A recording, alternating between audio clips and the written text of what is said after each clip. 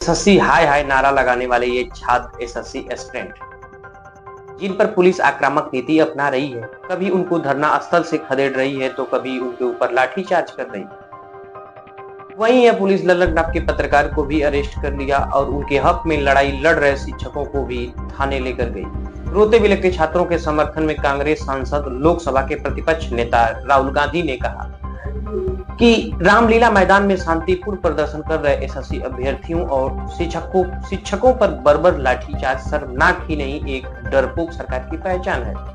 युवाओं ने सिर्फ अपना हक मांगा था, रोजगार और न्याय, मिली क्या लाठियां।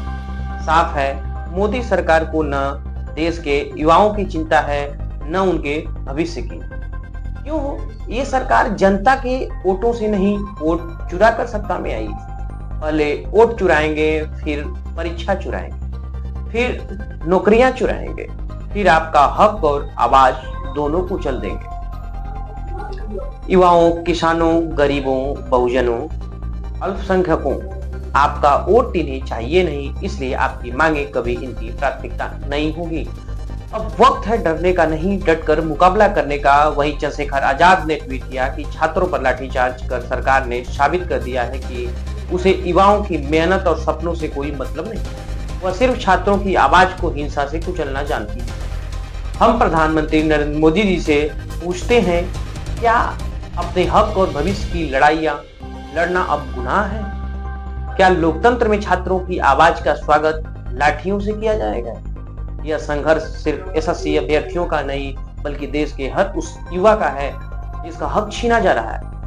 लाठियां आंदोलन की चिंगारियों को बुझा नहीं सकती, बल्कि यह चिंगारी अब महाविस्फोट बनेगी। वहीं दिल्ली के पूर्व मुख्यमंत्री अरविंद केजरीवाल ने कहा कि बीजेपी की तानाशाही और गुंडागर्दी देखिए। एसएससी परीक्षा की गड़बड़ियों को लेकर ये छात्र महीनों से इंसाफ की लड़ाई लड़ रहे थे। उनकी आवाज सुनने की बजाय रात के अंधेरे में उन पर लाठियां बरसा दी गई। सोचिए, जिन हाथों में कल किताबें होनी चाहिए थी, आज उन पर चोटों के निशान। मीडिया के लोगों को भी खबर कवर करने से रोका गया। देश में खुली गुंडागर्दी चल रही है। बीजेपी से सवाल पूछने वालों पर लाठीचार्ज करा के उनकी आवाज दबा दी जाती है। किसी को भी उठा के जेल में डाल दिया जाता है। जब चाहे कोई भी कानून बदल दिया जाता है। जो बीजेपी को वोट ना दे तो उसकी वोट काट दी जाती है। बीजेपी ने लोकतंत्र ही नहीं, बल्कि पूरे सिस्टम का मजाक बनाकर रख दिया। सत्ता पर बैठे सत्ताधीशों से छात्र जवाब मांग रहे हैं कि हम लोग की गलती क्या है, क्या हमारे भविष्य के साथ खिलवाड़ किया जा रहा है। हेलो दोस्तों, आप लोग देख रहे हैं नितेश रियल न्यूज।